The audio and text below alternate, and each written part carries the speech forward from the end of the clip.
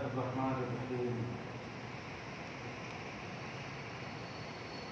نحمده ونصلي ونسلم على حبيبه الكريم الأمين العزيز الرؤوف الرحيم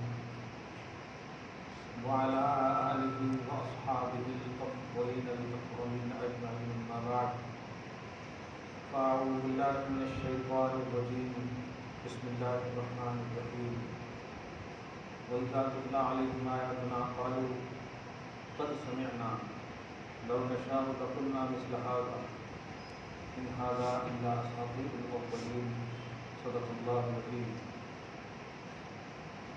سورہ برکت کے لیے درود شریف پڑھنے کے بعد صلی اللہ علیہ وسلم مبارک علی سیدنا وشفیعنا وحبیبنا ومولانا محمد امام الجود والکرم وآلہ کرام الکریم وآلہ وأصحابہ وبارک وسلم صلی اللہ تعالی علیہ وسلم.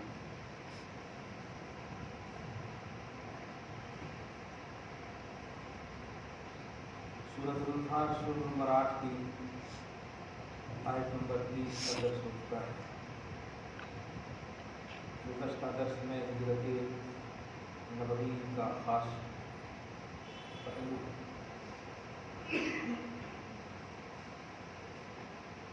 قرآنی طور پر بیان کیا گیا.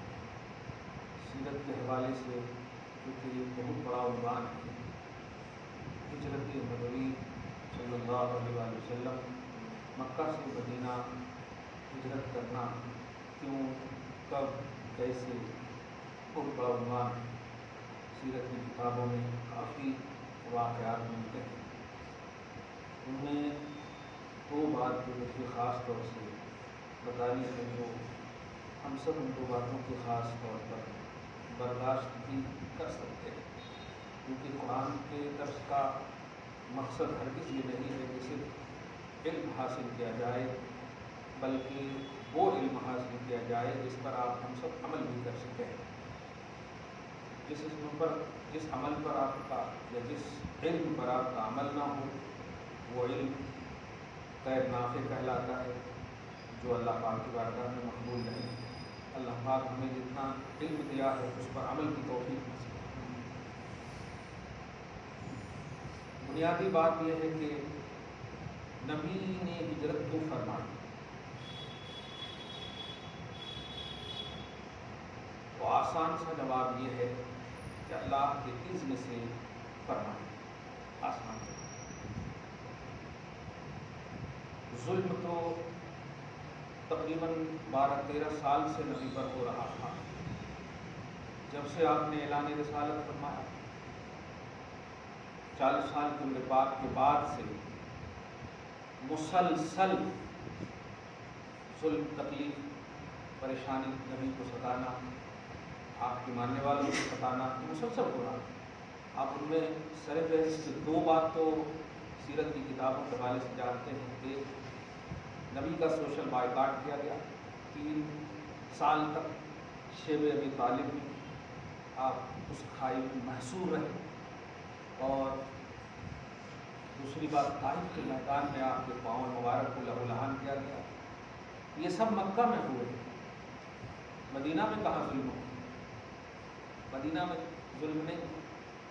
افسوسناک بات یہ ہے اور عبرت ناک اور نصیحت آموز بات یہ ہے کہ ظلم مکہ میں ہوا لیکن جنگ مکہ میں نہیں ہوئی. مدینہ میں کوئی ظلم نہیں ہوا.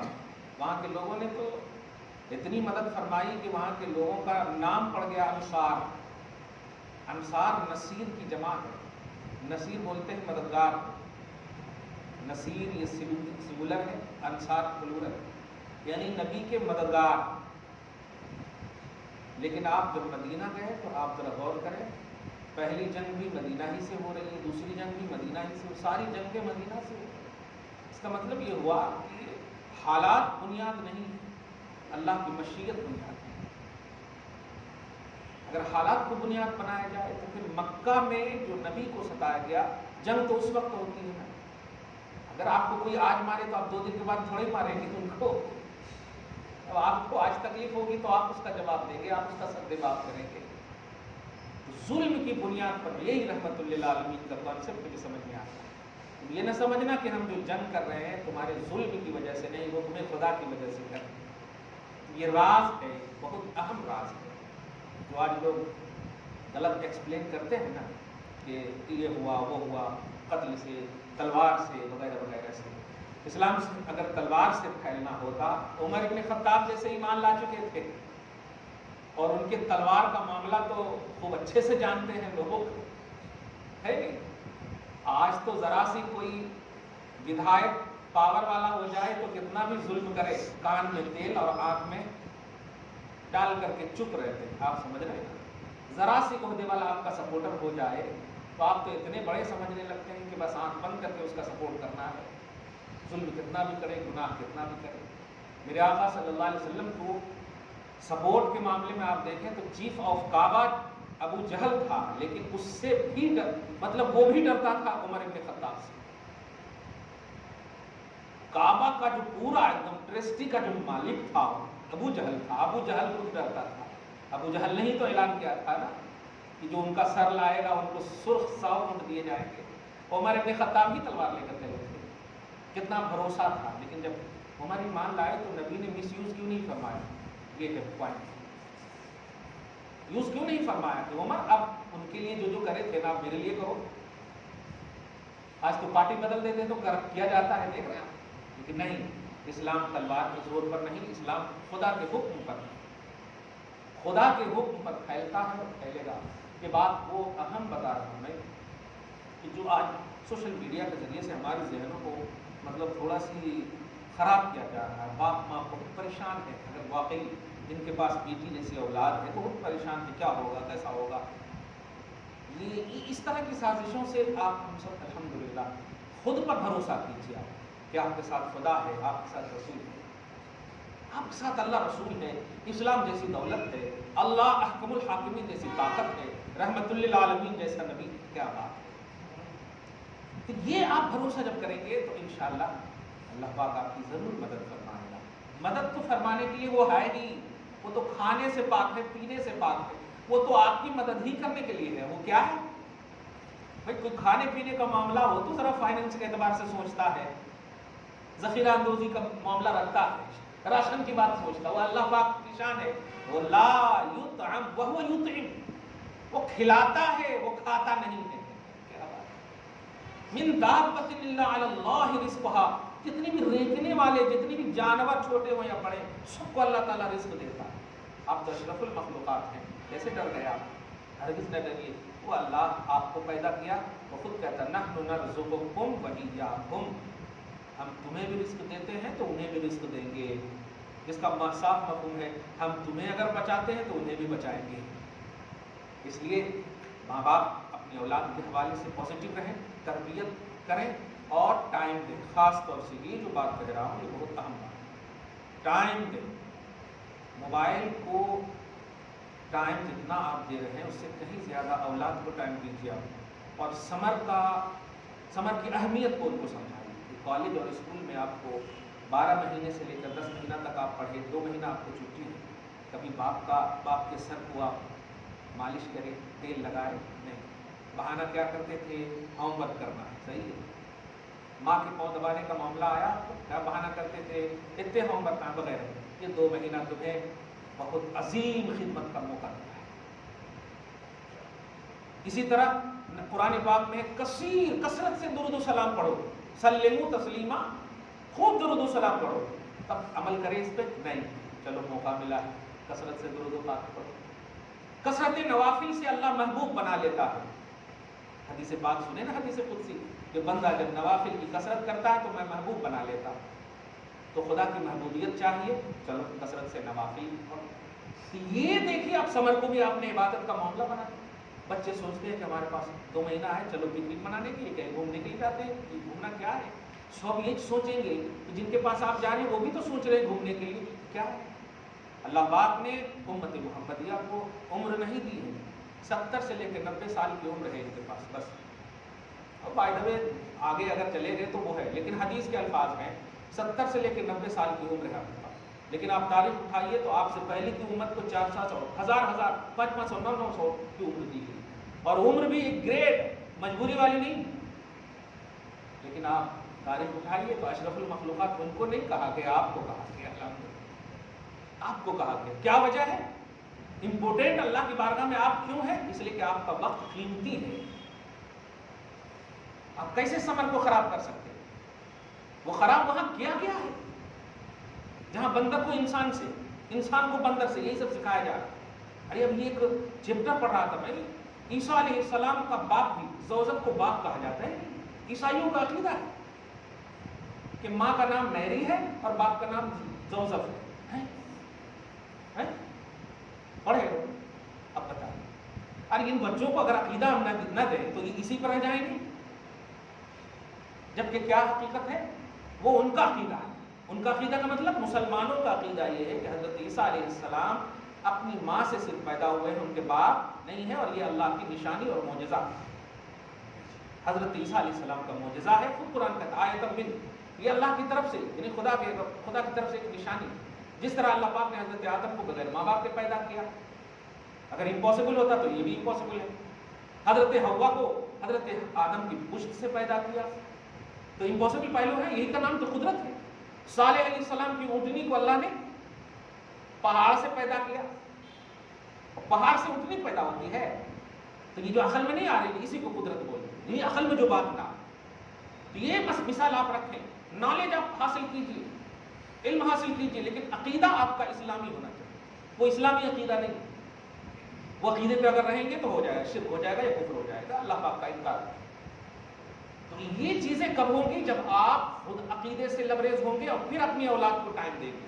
کہ آپ صرف جو ہے ڈویژن کے لیے پڑھ رہے ہو، دنیاوی تعلیم، کلیئر بات ہے، اعلیٰ سے اعلیٰ ڈویژن حاصل کرو، بس دنیا میں اچھے سے اچھی نوکری کرو، پیسے کماؤ، بس ختم۔ لیکن عقیدہ آپ کو نبی کا، جو صحابہ کا، یہ جو عقیدہ ہے یہ ہے آپ کا اسلامی عقیدہ۔ تو مسلمان ہیں آپ، تو آپ کا بنیادی اسلامی عقیدہ آپ کو پختگی کے ساتھ معلوم ہونا چاہیے۔ ہم لڑنے والی قوم نہیں، الحمدللہ، ہم تو برے علم کو حاصل ضرور کرتے ہیں لیکن برے علم پر عمل نہیں کرتے۔ اب اس سے بڑی مثال آپ کو دوں، ہم سور کا علم حاصل کیے ہیں کہ نہیں، مگر عمل کرتے ہیں۔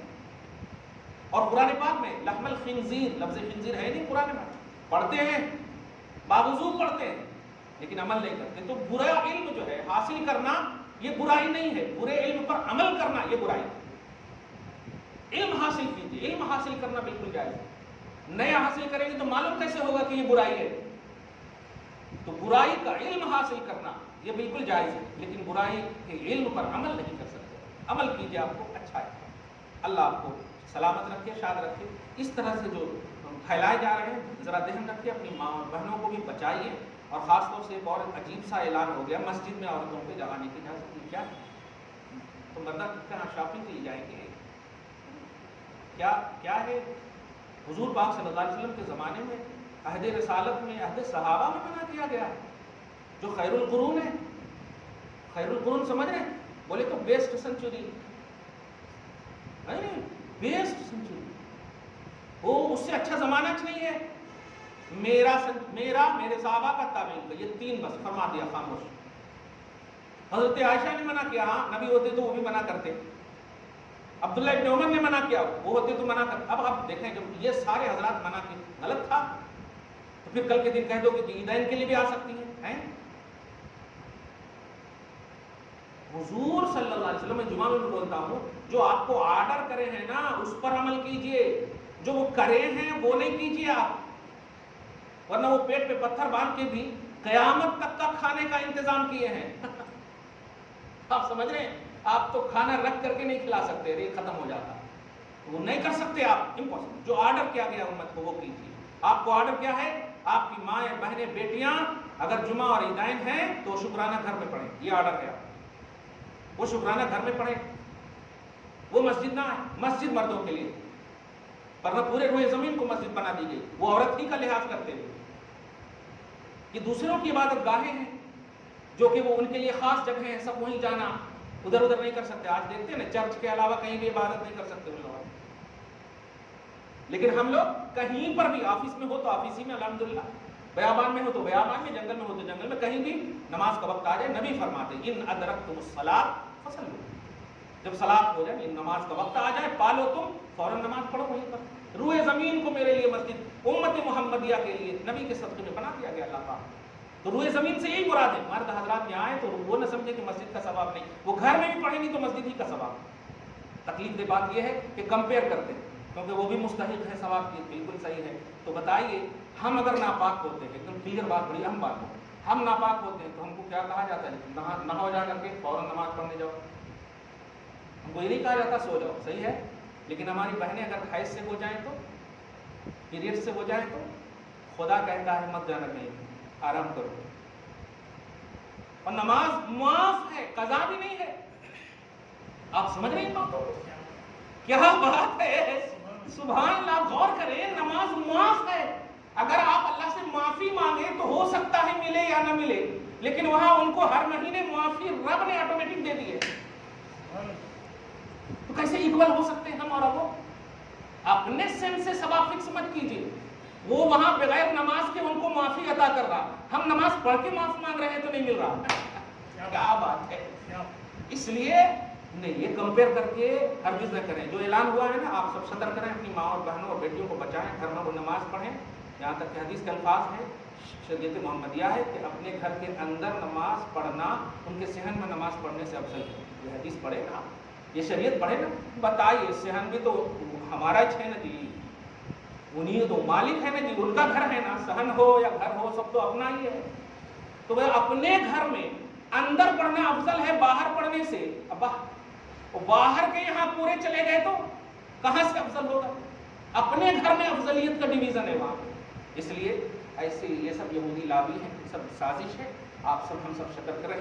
آپ جو ہے یوں مت دیکھیے, ایک دم دنیاوی مثال آپ کو دوں, اگر صرف آپ بکرے کا گوشت کھائیں گے نا تو پیٹ چل جائے گا, حالانکہ وہ چاول سے زیادہ قیمتی ہے. لیکن اگر آپ معتدل انداز میں چاول کے ساتھ کھائیں گے تو ذرا آپ ٹھیک رہیں گے. صحیح ہے کہ نہیں؟ اب قیمتی چیز میں کہہ رہا ہوں, ثواب بڑی قیمتی ہے, نماز بڑی قیمتی ہے, لیکن ذرا سیٹ اپ جو ہے شریعت کا وہ دیکھو.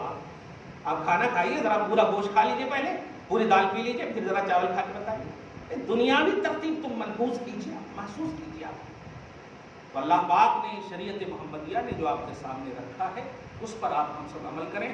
انہوں کہتے ویسا نہیں ہے. ورنہ ہم ایک اور مسئلہ آپ کو بتا دیں کہ آپ 30 سال 40 سال سے نماز پڑھ رہے ہیں, صحیح ہے, جب سے بالغ ہوئے الحمدللہ پڑھ رہے ہیں, صحیح ہے. اگر آپ نے اگر کوئی اور نیا طریقہ اب فالو کر لیا تو پھر 40 سال کی نماز کی قضا کیجیے. صحیح ہے کہ نہیں, یہ بتائیے. اور اگر آپ وہی سلیبس سے پڑھتے جا رہے ہیں تو اللہ کی ذات سے امید ہے, اگر غلط بھی ہے تو ہم تو اللہ کے لیے پڑھ رہے ہیں, ہو سکتا معاف ہو جائے. ایک بات یہ ہے کہ نہیں, اگر کنورٹ ہو رہے ہیں تو بتائیے وہ مائیں اور بہنیں جو آج سے پہلے نہیں گئی ہیں پھر قضا کر لیں پہلے. اس لیے جمعہ ہو یا عیدین ہو, یہ نماز اور جماعت یہ بھی نہیں. اگر تراویح کی جماعت وہ بھی اس لیے اجازت دی گئی ہے تاکہ چونکہ سال میں ایک مرتبہ وہ آتا اور اس بہانے سے ہماری بہنیں یاد کم سے کم کر لیں جو حافظ ہیں. کیونکہ اگر اس کی بھی اجازت نہیں دی تو وہ تو پھر تو کچن میں سب بھول جاتی وہ. اب اگر ان کو یہ منصب دے دیے تو تھوڑا بہت کم سے کم محنت کرتے. آج کل کے حافظہ بھی ویسے ہیں, وہ تراویح کے واسطے یاد کرتے, بس ختم, نہیں تو نہیں. بہرحال یہ, اب وہ بھی کیسی اجازت ہے آپ بتا رہے ہیں. اب جب عورتوں کی صف لگے گی نا تو آگے نہیں رہیں گے وہ مصلی پہ, وہ جہاں پہ مؤذن سب کھڑے رہتے ہیں وہیں پہ امام رہتا ان کا, آگے نہیں. یہ ہے تراویح میں بھی ایسی اہمیت ہے. کتنی عزت کی حفاظت دیکھیں آپ. ہم جب سجدہ کرتے ہیں تو پورا کھل کر کرتے ہیں, صحیح. عورتوں کا سجدہ کیا, پورا سمیٹ کر سجدہ کرنا, کیا بات ہے. ہم رکوع کرتے ہیں تو پورا ایک دم دبا دیتے ہیں اس کو. حکم یہ ہے کہ زور سے ہمارے لیے حکم ہے. عورت کے لیے ہے کہ بس دھیرے سے, کیونکہ اگر زور سے دبائیں گے تو پھر سینہ ہمارا کھلتا ہے, صحیح ہے. لیکن وہ عورت ہے, ہر چیز اس کی عورت ہے. بہرحال جو اعلان ہوا ہے وہ غلط ہے, یہ شریعت کے خلاف ہے اور یہ ایک دم سازش ہے. اور نئے مطلب آپ لڈو دکھا کر کے بس وہ شریعت محمدی جو 1400 سال کے ساتھ آ رہی ہو, اور سوشل میڈیا کے ذریعے سے جو یہ عام باتیں ہوئی ہیں کہ یہ برائیاں ہو رہی ہوئے, ایک بھی حیدرآباد کی دکھاؤ تو آپ ذرا مسلمان. پھر جب نہیں ہے تو ایسی بدگمانی کیوں کر رہے ہیں ہماری بیٹیوں پر؟ جب ہے ہی نہیں ہے تو بدگمانی کیوں کر رہے ہیں؟ یہ شہر محبت ہے, یہ اولیاء کا شہر ہے, اور یہاں سب اولیاء کی کنیزیں ہیں الحمدللہ. जिधर आंखें उठाओ औलिया अल्लाह है, माशाअल्लाह अल्हम्दुलिल्लाह, जामिया निज़ाम में मेहनत कर रहे हैं, अल्हम्दुलिल्लाह उलमा मेहनत कर रहे हैं, मशाइख मेहनत कर रहे हैं। आप ऐसा कैसे सोच सकते हैं? आप मतलब ये कि खाइशों को खाना खिलाने की बात कर रहे हैं, जहाँ है ऐसा वहाँ आप इस तरह की बात कर रहे हैं, अगर चाह भी रहे हैं तो वहाँ जाइए। यहाँ इस तरह की बातें हरगिज़ नहीं होनी चाहिए और कहीं भी नहीं होनी चाहिए। औरतों को घर में रखो, इज्जत बचेगी। अब मस्जिद के बहाने बुला रहे हैं, बताइए आप अगर भेज रहे हैं तो आप भी रहेंगे साथ में? नहीं रहेंगे, फिर कौन जिम्मेदार है? मैं स्कॉलर हूं, बयान कर रहा हूं, मैं जिम्मेदार हो सकता हूं? कैसे जिम्मेदार हो सकता हूं? मैं महरम हूं या गैर महरम? मैं कैसे जिम्मेदार हो सकता हूं? तो जिस चीज से आप बचाना चाह रहे हैं, इज्जत, हया वगैरह, तीसरा शैतान भी है। कोई अदा पसंद आ गई तो बचाने के नाम पर चले गए ना। इसलिए इन चीजों से आप उनको सतर्क रहिए और बाखबर रहिए। हम कोई एंटी दर्श नहीं दे रहे हैं, ज़हन दे रहे हैं आपको कि अपनी औरतों को, अपनी बहनों को टाइम दीजिए, मोबाइल वगैरह नहीं, अपना टाइम दीजिए, वक़ार दीजिए अपने ख़ानदान का, अपने बड़ों का, अपने बुजुर्गों का, असलाफ का दर्श दीजिए आप। अल्हम्दुलिल्लाह, अरे फातिमा सिर्फ बना दीजिए ना, फिर देखिए आप उनकी दुआ के आप मोहताज हो जाएंगे। अल्हम्दुलिल्लाह, अब बना तो दीजिए फातिमा, करबला तो भेज दीजिए थोड़ी देर के लिए, फिक्र के तौर पर भी, कि थोड़ी देर के लिए चलो। जानते हैं जब इमाम हुसैन शहीद हुए थे तो शहरबानों से सहेलियों ने कहा था शादी कर लो ना, अभी तो पूरी उम्र पड़ी है। तो एक जुमला था, हुसैन जैसा नौशा बताओ, करने को तैयार है। क्या बात है यार, जुमले में गौर करें आप। ऐसा तसव्वुर है, ऐसी पाकीज़गी थी फिक्र में। शादी के बाद शौहर का इंतकाल हो जाए तो ऐसी फिक्र थी, सोचिए जब कुंवारी होंगी तो कैसी फिक्र होगी, सुभान अल्लाह, कैसी पाकीज़गी होगी। तो आप सिर्फ फातिमा का तसव्वुर तो दे दीजिए, उनके अहलो अयाल का तसव्वुर तो दे दीजिए, उनकी कुर्बानी का तसव्वुर तो दे दीजिए। आज तो हम मेहनत करते हैं जन्नत के वास्ते, वहाँ तो अल्लाह ताला ने उनको लीडर बना दिया था जन्नत का, इमाम हुसैन को। क्या फिर भी देखिए कुर्बानियाँ अपने अहले बैत के साथ, अपनी बीवी के साथ, बच्चों के साथ, ये कुर्बानियाँ क्यों दी गई? ये सब दिन देखने के लिए। हम अपनी बहनों पर भरोसा करते हैं, हम अपनी बेटियों पर भरोसा करते हैं क्योंकि हमारी बेटियां हैं। अगर हम उन पर बदगुमानी करेंगे तो ये हमारी तरबियत में, ये हमारा करप्शन है, ये हम गलत हैं, हम बिल्कुल इनकम्प्लीट हैं। क्लियर बात, हम ऐसे माँ बाप नहीं हैं अल्हम्दुलिल्लाह। आप हम सब इस पर सतर्क रहिए, बात पर रहिए। अब आयत करीमा सुनिए।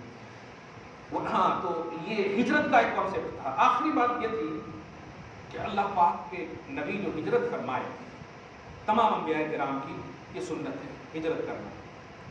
तमाम अंबिया नबी जो होता है वो घर बसाने के लिए या पर्सनली तौर पर अपना घर बसाने के लिए नहीं होता है, अपनों का, उम्मत का घर बसाने के लिए होता है। और सबसे मेन घर जो होता है वो ईमानी घर होता है, मेन घर। यही वजह है कि जब नबी सल्लल्लाहु अलैहि वसल्लम तशरीफ ले गए हिजरत करके, फिर आपके साथ वो सहाबा भी गए और फिर जब गए तो लौट करके ही नहीं आए। सही है?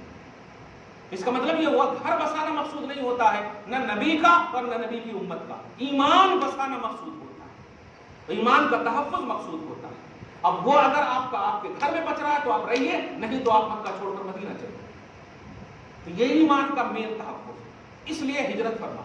सारे अंबिया किराम को आप देखें, हज़रत मूसा को देखें, मिस्र का, शाम का, सारा उन्वान आप देखें।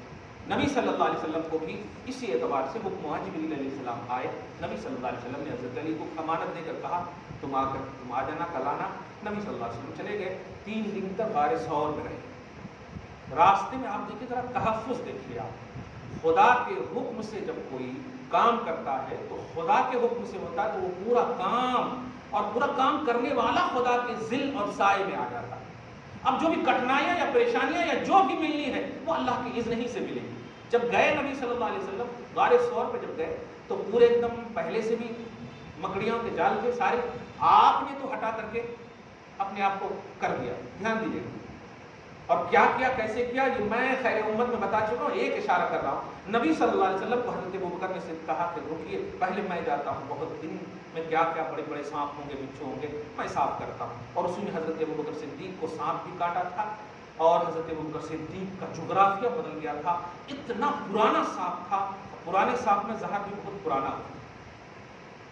पुराना सांप था, उसका पूरा एक अलग मामला जो बता चुका हूँ मैं।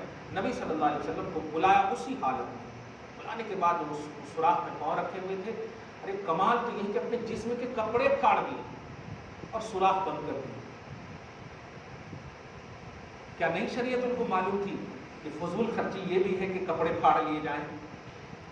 نبی سے کے حوالے سے، نبی کے تحفظ کے لیے، دین اور شریعت کے تحفظ کے لیے جان مال سب قربان کر دینا کہا ہے۔ جان مال سب قربان کر دینا، یہی تو ہے ہمارا منشأ زندگی۔ جان تو خدا کی امانت ہے نا، لیکن اللہ رسول کے لیے اگر یہ یوز ہو رہا ہے تو یہ پھر عین منشأ خدا ہے، صحیح ہے۔ ہاں، حضرت ابوبکر صدیق نے پھاڑ دیا تھا، سب سوراخ بند کر دیا، ایک سوراخ خالی تھا تو آپ نے اپنے پاؤں کو ایسے کر دیا، اور اس کے بعد نبی صلی اللہ علیہ وسلم کو اپنے ذات پہ کہا تشریف لائیے، اور سوئے۔ جیسے ہی سوئے اتنا مطلب وہ زہریلا سانپ ڈسا کہ ایک دو بار ہی میں آپ کا پورا خون ایک دم پیلا پڑ گیا، روئے اس قدر کہ آپ کے آنکھ سے آنسو گرے نبی کے رخسار پر۔ نبی نے آنکھ کھول کر دیکھا، کیا ہوا یا رسول اللہ؟ وہ آپ ٹینشن نہیں لیجیے، وہ ہے ایسا، آپ بول دیا کچھ بھی نہیں ہوا۔ جغرافی بدل گئے اور کچھ بھی نہیں ہوا۔ اس کے بعد کہا نکالو، نکالنے کے بعد آپ نے اپنا لعاب دہن ڈالا، جیسے تھے ویسے ہو گئے۔ پھر مطلب یہ نہیں سوچیے آپ کہ ابوبکر صدیق نے نبی کو بچایا، ہاں یہ ضرور سوچیے کہ نبی کے لیے کرنے والے کو اللہ رسول دونوں بچاتا ہے، مگر کرنا پہلے۔ اللہ تو دیکھ رہا تھا نا، ابوبکر صدیق کو بھی ڈائریکٹ بچا سکتا تھا، لیکن نہیں، بتانا مقصود تھا کہ نبی کے لیے پہلے کرو، امت کو دیکھاؤ، امت کو دکھاؤ کہ نبی کے لیے کرو گے تو کیسا بچایا جاتا ہے۔ دیکھا نبی صلی اللہ علیہ وسلم 3 دن تک رہے، پھر ہجرت کر کے مدینہ گئے۔ مدینہ بھی گئے تو حضور پاک صلی اللہ علیہ وسلم کو سب ویلکم کرنے کے لیے تیار تھے، مگر جس کشتی پہ آپ بیٹھے ہوئے تھے سب کو آپ نے اعلان کر دیا یہ جہاں بیٹھے گی وہیں۔ اور آپ کو معلوم ہے کہ یہ کہاں بیٹھنے کا معاملہ تھا؟ 1000 سال پہلے، ہزاروں بلکہ 1000 سال پہلے سے ایک خط آنے والا تھا، اور وہ خط حضرت ابو ایوب انصاری کے گھر میں موجود تھا۔ اللہ پاک کے نبی کو وہ طبع اول حمیری ایک بادشاہ تھا جو بہت صدیوں پہلے ہی نبی پر ایمان لا چکا تھا، اور مدینہ میں علماء کو بسایا تھا، وہ انہی کی نسلوں میں سے حضرت ابو ایوب انصاری نے وہ خط میں لکھ دیا تھا، میں اگر آپ کا زمانہ پاؤں تو اعلان کروں گا کہ میں ایمان لاتا ہوں، نہیں پاؤں گا تو میں وصیت کرتا ہوں کہ یہ خط محمد تک میری نسل در نسل پہنچتی رہے۔ کیا بات! یہاں تک کہ ایک مطلب حضرت ابو ایوب انصاری یا کوئی ایک صحابی ہے تو جو نبی کے پاس آئے ویلکم کرنے کے لیے، اونٹنی جب جہاں بیٹھی تو اس سے پہلے کہ نبی تشریف لے جاتے کھاٹ وغیرہ پہ، کہتے ہیں وہی خط لاؤ نا۔ کیا بات ہے!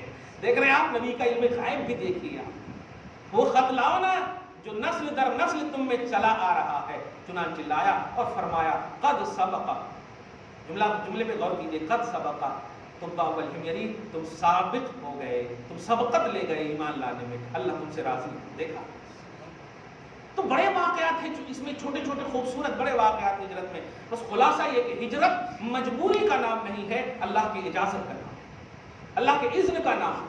اللہ کا اذن ہوگا تب ہی آپ کے ساتھ برا ہو سکتا ہے، نہیں تو بظاہر تکلیف کو یہ مت سمجھیے کہ برا ہو رہا ہے، اللہ کا اذن ہے، اللہ کی اجازت ہے، اور اللہ آپ کے ساتھ برا نہیں چاہ سکتا۔ آپ کیا سمجھتے ہیں تھوڑی سی تکلیف کو آپ برا سمجھ رہے ہیں؟ جہاں نبیوں کو پورا شہید کیا گیا، نبیوں کو جب قتل کیا جاتا تھا، جب زندگی ہی نہ رہی تو اب تکلیف کا کیا کانسیپٹ رہے گا؟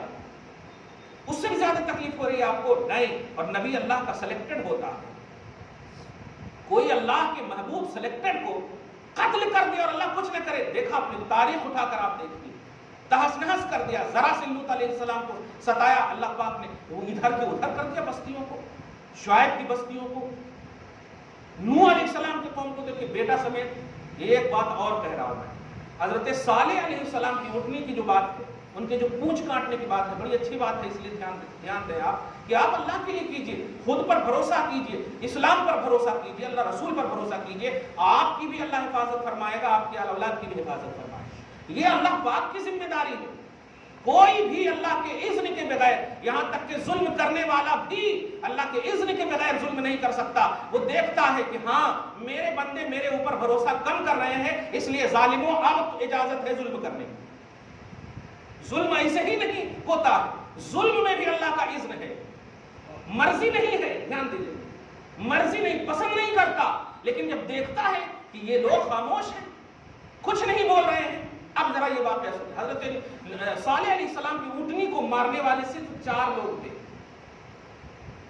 اونٹنی علیہ السلام کی جو اونٹنی کو جو مارنے والے، پونچھ کاٹنے والے جو جن سے منع کیا گیا تھا، ناقۃ اللہ اللہ کی ہڈی سے بچو، یہ اللہ کی نشانی ہے، مگر ان لوگوں نے فعقروہا، پونچھ کاٹ لیا وغیرہ وغیرہ، جو ظلم کیا. 4 لوگ صرف تھے، اور جتنے نیک لوگ تھے، ماننے والے تھے، وہ سب خاموش تھے.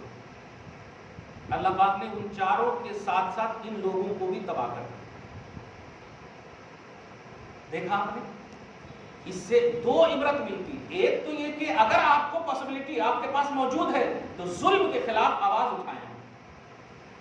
ان کا کام ہے، ان کو بندے تو آپ انتظار کر رہے ہیں کہ آپ کے ساتھ بھی ہو. پھر آپ کے پاس طاقت ہے تو آپ آواز اٹھائیں. 4 لوگ تھے، آپ روک نہیں سکتے تھے. آپ تو بہت تھے، اچھے تھے.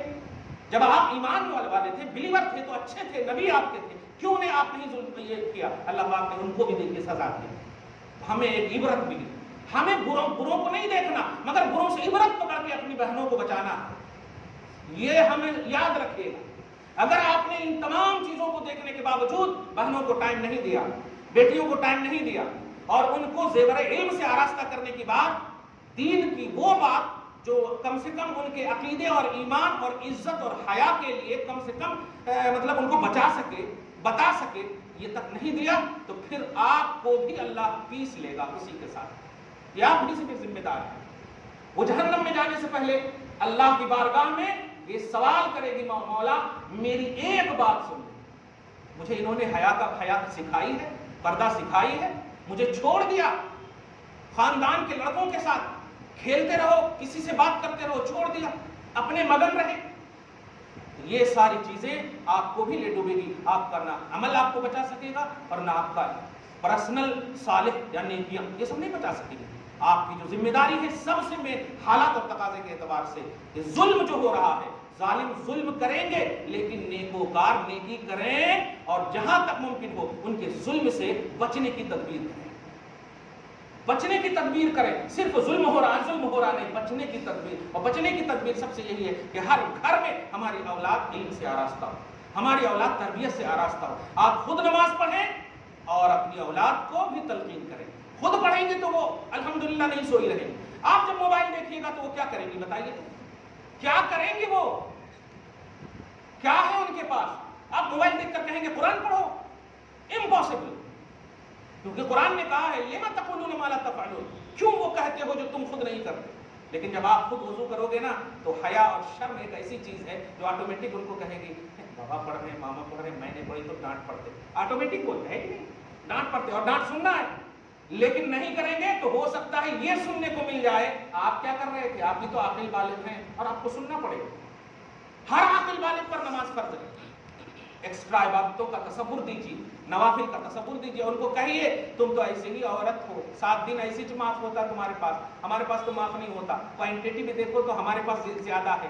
تو ماں نوافل کی کثرت کرو، جو معاف ہوا سو وقت ہے اس کا بھی ثواب مل جاتا ہے الحمدللہ. اس طرح سے آپ ان کو ذہن دیجیے تو پھر انشاءاللہ گھر کا ماحول واقعی رحمت، جنت اور باغات کا ماحول بنے گا. دعا ہے اللہ تعالیٰ آج کی اس خصوصی گفتگو کو حبیب پاک صاحب الاولاد کے وسیلے سے قبول فرمائے، اپنی شان کریمی کے مطابق اجر عطا فرمائے، گھر بار میں اولاد میں برکت فرمائے، اصلوں کی بخشش فرمائے، نسلوں کی حفاظت فرمائے. وصلی اللہ تعالی علی خیر خلقہ محمد وآلہ واصحابہ اجمعین برحمتک یا ارحم الراحمین.